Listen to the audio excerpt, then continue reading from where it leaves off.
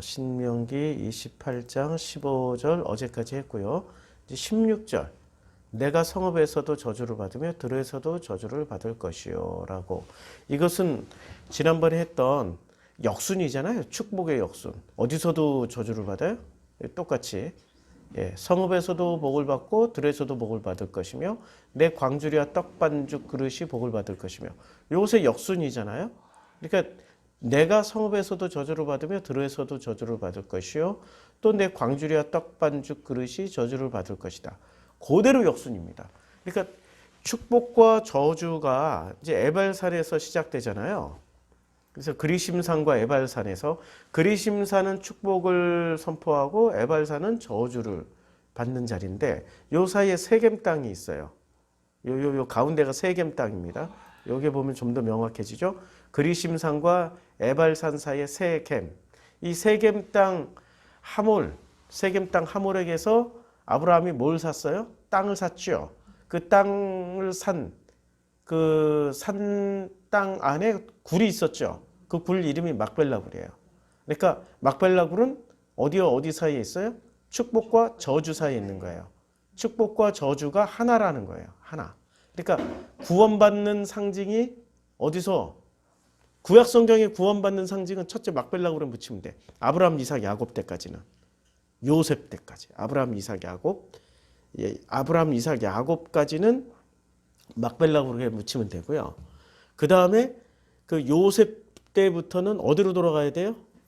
막벨라 굴에는 못 들어가니까. 왜냐면 이집트에서 살았고 여기는 가나안 땅이니까. 그래서 조상에게로 돌아가야 돼요. 조상에게로. 그래서 구약 성경에서는 그 창세기, 출애굽, 레위기, 민수기, 신명기에서는 구원받는 방식이 딱 이렇게 정해져 있어요. 막벨라굴로 들어가면 돼요. 막벨라굴. 그래, 자 보세요. 막벨라굴로 들어간 사람들이 몇 명이나 될까요? 막벨라가 이건가? 벨자가? 그가 그의 반머리에 있는 막벨라굴을 내게 주도록 하되 충분한 대가를 받고 그 굴을 내게 주어 당신들 중에 매장할 소유주가 되기를 원하노라 하므로 이제 마므레암 막벨라에 있는 에브론의 밭 곧 그 밭과 거기 속한 굴과 그 밭과 그 주위에 돌린 모든 나무가 이제 그 소유가 됐어요. 그 후에 아브라함의 아내 사라를 가나안 땅 마므레암 막벨라 굴의 막벨라 밭 그 굴에 장사하였더라. 마므레는 곧 헤브론이라. 헤브론이죠. 이거 중요한 땅이에요. 이 헤브론 땅을 누가 다시 되찾았어요? 갈렙이 원래 그나스족인데 유다 족속으로 편입이 돼서 갈렙이 했어요. 그 다음에 그의 아들들인 이삭과 이스마엘이 그를 마므레 핵족속 소알의 아들 에브론의 밭에 있는 막벨라 굴에 장사하였어요. 그의 아들들인 이삭과 이스마엘이 누구를? 아브라함을. 아브라함.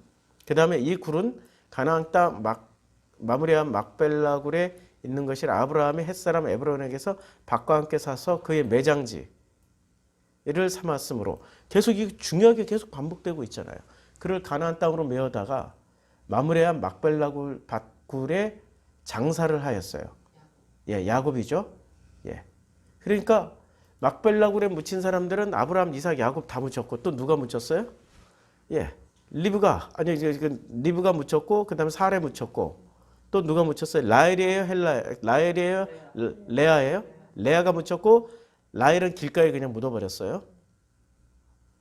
그렇죠? 막벨라굴은 묻혀야 갑니다. 막벨라굴에 안 묻히고 길가에 가면 어디로 갈지 몰라요. 자, 이게 막벨라굴이에요. 그 다음에 조상에게로 돌아갔다. 구약 성경에서. 조상이라는 단어가 조상.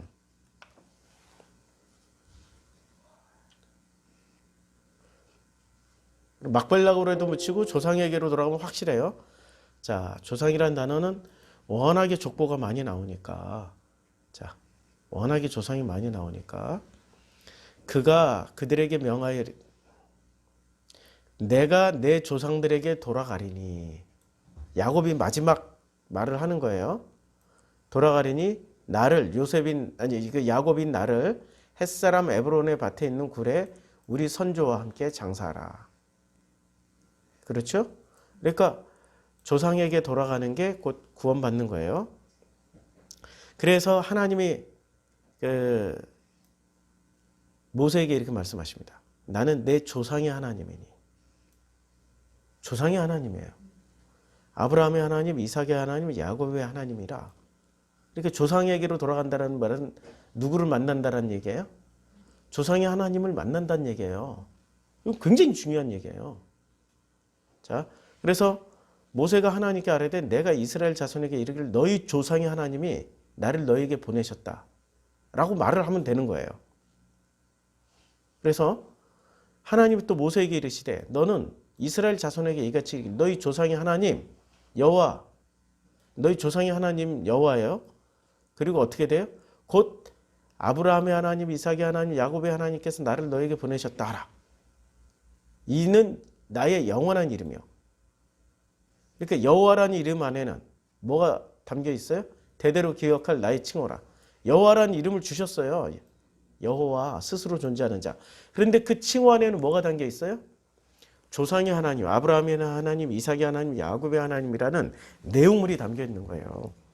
그냥 여호와라는 이름으로 나는 스스로 있는 자니라로 독립해 있는 게 아니고 그 내용물이 담겨져 있는 거예요. 그래서 누구에게로 돌아가야 되면 구원받는 거예요? 조상. 그래서 자꾸 조상에게 가면 구원받는다라고 제가 말씀드린 거죠. 자,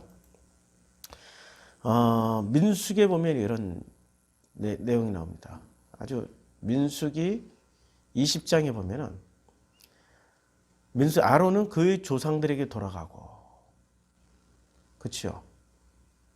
조상에게 돌아갔으니까 아론은 구원받아요. 근데 미리암은 조상에게 돌아가요? 못 돌아가요. 예. 못 돌아갑니다. 그래서 구원의 상징은 조상에게로 돌아가는 거예요. 다시 성경을 보면은 이게 아니구나. 그래서 이제 16절 내가 성읍에서도 저주를 받고 들에서도 저주를 받고 이 저주와 복이 하나라고 어디서 선포가 되어져야 돼요? 그리심산과 에발산에서 선포가 되어지는 거죠. 예. 그리고 저주와 복이 딱 만나는 자리가 세겜 땅 막벨라굴입니다. 기가 막히죠. 그러니까 구원은 저주와 복을 다 해석할 줄 알게 되면 돼. 아, 이게 저주가 아니고 복이구나. 아, 이게 복이 아니라 저주일 수도 있구나. 이걸 다 해석하고 아멘하고 감사함으로 품고 가는 자리가 막벨라굴이라고요. 그래서 바로 이게 나오는 거예요. 지금 앞에 나왔던 성읍에서도 복을 받고 들에서도 복을 받을 것이며 내 광주리와 떡반죽 그릇이 복을 받을 것이며 요게 그대로 되돌려차기로 나오는 거예요. 내가 성읍에서도 저주를 받으며 뭐만 바뀌었어요? 복이 저주로 바뀌었어요.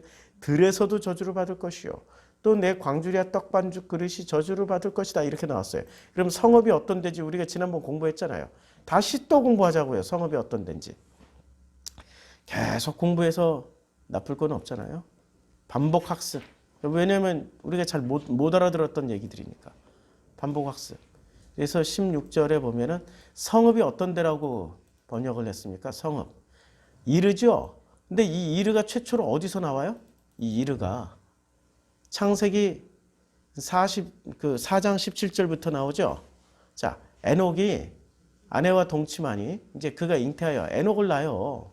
에녹이 성을 쌓고 그 아들의 이름으로 성을 에녹성이라고 지어요. 그때 이르예요. 그러니까 에녹성이 이르예요. 그 다음에 창세기 10장 11절에 또 나와요. 그가 그 땅에서 아수르와 나아가 니느웨 르호보들과 갈라와 거기에 큰 성을 쌓아요. 요게 이르예요. 창세기 11장 4절에 또 말해야 돼. 자, 성과 대를 쌓아. 이게 성이 바로 이르예요. 11장 5절에 여호와께서 인생들의 쌓는 성과 대를 보시려고. 이 성이 바로 이르예요. 11장 8절에 여호와께서 거기서 그들이 온 지면에 흩으신 거로 그들이 성 쌓기를 그쳤더라. 이르를 쌓기 그쳤더라. 이게 지금 어디에 나온다고요? 성읍이 어디라고요? 예. 성읍이 바로 이르예요, 이르. 그러니까 전통적으로 이제까지 이르의 출발점은 전부 어디였습니까? 창세기 4장의 에녹성이고요. 창세기 10장의 니므롯성이에요. 창세기 11장의 바벨탑, 바벨성이고요. 그러면 지금 이 성읍이라는 곳은 복을 받을 수 있는 곳이에요? 저주를 받을 수 있는 곳이에요? 저주를 받을 수 있는 곳이죠. 그런데 저주를 받는 곳에서 제일 먼저 복을 주실 때 어디서부터 복을 주세요? 이 모든 복이 내게 임하여 이르리니 성읍에서도 복을 받고 들에서도 복을 받을 것이며 라고 그랬단 말이에요. 그렇죠? 그러니까 어디에서 복을 받아요? 예, 이르. 그러니까 이르라는 도시에서는 무엇이 행해져요? 복음이 왜곡되는 자리라고. 가인의 아들이 에녹이란 말이에요. 그러면 가인은 끝까지 회개하고 끝에 맞아 회개하고 야 내가 잘못했다. 이제는 복음으로 전환해야지라고 했을까요? 끝까지 종교로 갔을까요? 끝까지 종교로 갔기 때문에 가인의 후손 중에 누가 나와요? 니므롯이 나오고 니므롯의 후손 중에 바벨탑을 쌓는 거죠. 그게 지금 성경에서 보여주는 이르의 일관된 모습이잖아요. 창세기에서 보여주는 그 있는 이르의 일관된 모습이라고요. 성읍에. 그러면 성읍의 일관된 모습은 복을 받을 수 있는 자리가 아님에도 불구하고 복을 주시고 그 다음에 거기서 또 저주도 받아. 그렇죠. 그럼 막벨라굴은 어떤 자리냐고요. 복도 받을 수도 있고 저주도 받을 수 있는데 그들이 삶을 다 살아내고 나서 그 굴에 묻힐 때는 복으로 갈지 저주로 갈지 아무도 모른다는 사실인 말이에요. 근데 삶을 어떻게 살아나면은 그들이 막벨라굴이 구원의 상징으로 쓰여지는 거죠. 아브라함의 하나님, 이삭의 하나님, 야곱의 하나님이라고 조상에게로 돌아가야 되니까. 그러면 아브라함, 이삭, 야곱은 어떻게 살았길래 확실하게 구원의 상징으로 막벨라굴이 구원의 상징으로 변환이 됐을까요? 아브라함 하면 또 벌써 또 우리 키워드 나오잖아요. 믿음의 조상. 이삭, 순종의 조상. 야곱, 뭐지? 야곱은 대명사가 안 나오네. 네? 아브라함, 이삭, 야곱이 제가 물어볼게요. 전도한 적 있나요? 선교한 적 있나요? 없죠. 교회에 충성한 적 있나요? 없죠. 목사에게 충성한 적 있나요? 없죠. 아브라함, 이삭, 야곱이 착한 일 엄청 많이 했나요? 없죠. 야곱은 착한 일이라고는 해본 적이 없는 사람이야. 이삭은 조금 했지. 우물 뺏으러 오면 그래 가져. 난 딴 데 가서 파면 돼 하고 딴 데 가서 팠잖아. 그건 착한 거예요? 무능력한 거예요? 네, 무능력한 거지. 아브라함은 거짓말했어. 이삭도 거짓말했어. 자기 마누라를 동생이라고 다 그랬어. 리브가는 자기 아들 야곱에게 장자권을 축복을 주기 위해서 이삭을 속이는 계략을 썼어요. 아니 본받을 게 뭐가 있지? 우리 기독교인들이 지금 최고로 치는 죽기까지 충성을 다했나? 표대를 향해서 달려간 적이 있었나? 또 무슨 얘기를 했죠? 나를 본받으라고 한 적이 있었나? 없지요. 그런데 그들이 어떻게 믿음의 조상이 될 수 있었죠? 어떻게 조상이 됐냐고요. 세 분의 공통분모는 5장에 나옵니다. 창세기 5장에 보면 공통분모, 여기가 아니구나. 창세기 5장에 보면 공통분모가 나와요. 세 분은 철저하게 어떤 공통분모를 가지고 있었냐면은 에녹처럼 하나님과 동행하며 살았어요. 하나님과 동행하면서 살았어요. 에녹이 하나님과 동행하더니 하나님이 그를 데려가셨어요. 이걸로 끝! 더 이상 설명 필요 없습니다. 아브라함, 이삭, 야곱의 공통분모는 철저하게 하나님과 동행을 했어요. 그런데 문제는 야곱이야. 하나님과 동행했나? 하나님이 야곱과 동행을 했나? 이거 정말 중요한 얘기예요. 누가 동행을 한 거예요? 야곱은 그래 아브라함, 이삭까지는 여기까지는 이들이 하나님과 동행한 것 같아. 그런데 야곱부터는 좀 헷갈려. 야곱은 하나님과 동행한 거예요? 아니죠. 하나님이 야곱과 동행해버린 거예요. 야곱과 동행했어요. 왜 야곱과 동행했을까요? 축복해줬으니까. 조상이 축복을 해줬으니까. 믿어지시나요? 이거 자기 의지와 상관없는 거예요. 지금 야곱은. 이거 설명해 준 거예요. 지금 야곱이 왜 필요하냐면 아버지께서 아들에게 축복해 줬더니 하나님이 이스마엘과 동행한 게 아니라 에서와 동행한 게 아니라 야곱과 동행해 버린 거예요. 우리는 누구한테 축복받으면 돼? 예수한테 축복받으면 돼. 이걸로 한 방에 끝나. 맞죠? 아니 조상의 조상 예수부터 시작해요. 거꾸로 거슬러 올라가. 계속 거슬러 올라가면 누구까지 거슬러 올라가요? 야곱, 이삭, 아브라함. 거기에 또 거슬러 올라가면 아담, 하나님까지 거슬러 올라가죠. 그렇죠? 그러니까 예수는 하나님의 친자이니까 예수 믿으면 바로 누구에게 축복을 받아요? 네. 그러면은 이분들의 중요한 건 동행이에요. 동행이야, 동행. 그래서 제가 제일 좋아하는 단어가 동행입니다. 내 삶에 누군가가 동행이 있으면은 우리는 결코 외로워서 죽지는 않아요. 고독해서 쓸쓸하진 않아요. 삶에 동행이 없기 때문에 외롭고 쓸쓸하고 고독하고 죽을 만치 고통스러운 거예요. 빚진 게 고통스럽나? 빚독촉 때문에 고통스러워요? 동행이 없어서 고통스러워요. 가난해서 고통스러워요? 아니고 동행이 없어서 고통스러워요. 노숙자가 왜 고통스러워요? 아니, 동행이 없어. 자기 마음 알아주는 동행이 하나도 없기 때문에 그게 고통스러운 거예요. 동행만 있으면 돼. 근데 인간은 누구나 아시죠? 동행을 할 수도 있고 안 할 수도 있고 갈 수도 있고 안 갈 수도 있고. 그런데 이분은 결코 안 변하셔. 예수의 아버지 하나님은 결코 안 변하셔. 이 아버지가 누구처럼? 야곱처럼 아버지 하나님이 야곱과 동행하신 것처럼 누구랑 동행해 주시겠다고요? 우리 나라는 존재와 동행을 해 주시겠다고. 이것을 맹세하신 거 아니에요? 신명기에서.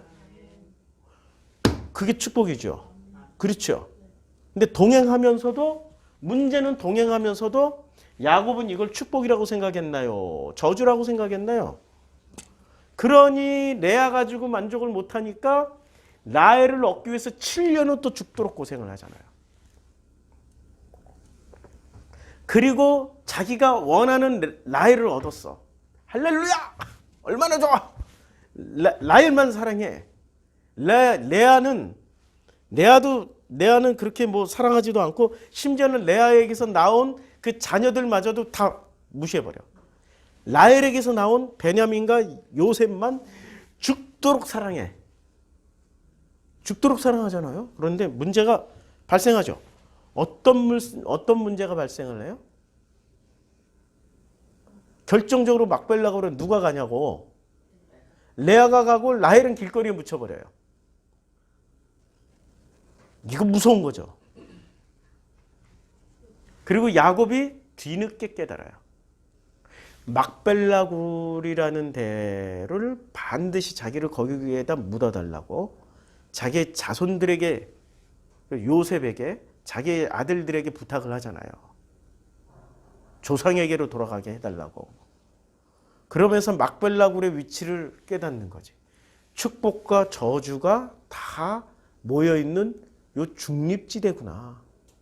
자기의 삶을 되돌아보면서 야곱은 마지막 순간에 어떻게 생각했을까요? 이게 하나님의 은혜였구나. 내가 하나님과 동행한 것이 아니라 하나님이 야곱이 나와 동행을 했구나. 할렐루야. 아멘 하고 가는 게 이게 복음이에요. 이 사람들은 구원받으려고 노력했어요? 전혀 안 했어. 구원받으려고 노력한 적 없음. 구원받으려고 기도원 가서 기도한 적 없음. 금식한 적도 없음. 구원받으려고 성경 열심히 읽은 적도 없음. 성경 살아생전 성경이라고 읽어본 적도 없음. 그치요? 이게 이분들의 공통분모예요. 그런데 우리는 이상하게 이분들을 해석할 때 이렇게 해석 안 하고 누구식으로 해석을 해요? 바울식으로 해석하죠. 전부 다 믿음의 조상이 되자. 순종하는 이삭처럼 순종하자. 전부 다 뭐만 행위. 마음 하나 안 바뀌고 행위로 이분들을 해석해서 이렇게 가자라고 해요. 그럼 맨날 아브라함 닮았으면 맨날 이사 다니에요. 본토 친척 아비 집을 떠나요. 또 다시 내가 타락했네. 그럼 본토 친척 아비 집을 떠나. 본토 친척 아비 집을 떠나야 되고. 그래서 결국에는 맹모 삼천지교가 됐더라. 맹자를 제대로 학습시키기 위해서 어머니께서 3,000번을 이사를 다니신 거예요. 그게 맹모 삼천지교예요. 세 번. 아이씨. 맹모 삼천지교. 3번이죠? 예. 그럼 뭐 마음으로는 한 3,000번 다녔겠죠.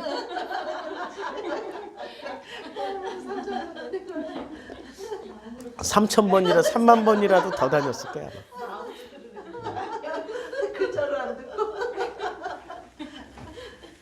자, 아무런 행위를 한 게 없어요. 그런데 결정적으로 뭐를 한 거예요? 동행. 우리 동행하는 성도님들 됩시다. 그래야 이 신명기 복은 하나하나 들어가 봐야 다 똑같아. 복 저주가. 동행하면 끝나. 동행하면 저주가 복이 되고 이 모든 화가 변하여 복이 되는 거예요. 성읍에서도 저주를 받으며. 그렇죠? 이제 들에서도 저주를 받을 것이다. 들은 다음 주에 하겠습니다.